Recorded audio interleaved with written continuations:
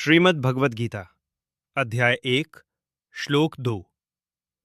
श्लोक संजय उवाच दृष्ट्वा तु पाण्डवानीकं व्यूढं दुर्योधनस्तदा आचार्य उपसंगम्य राजा वचनम अब्रवीत। हिंदी अर्थ।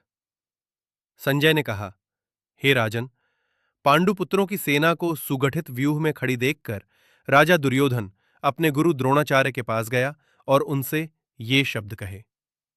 तात्पर्य: धृतराष्ट्र जन्म से अंधा था और दुर्भाग्यवश वह आध्यात्मिक दृष्टि से भी अंधा था।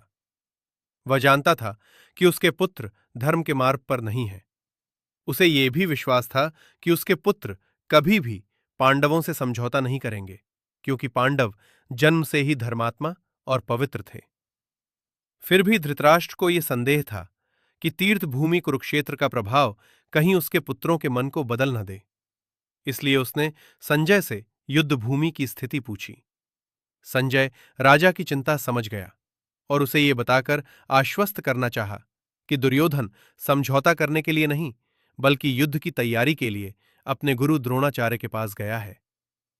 यद्यपि दुर्योधन को राजा कहा गया है, फिर भी युद्ध की गंभीरता के कारण उसे अपने सेनापति के पास जाकर स्थिति बतानी पड़ी।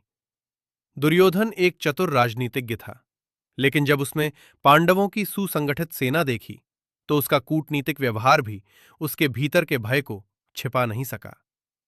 जय श्री कृष्ण।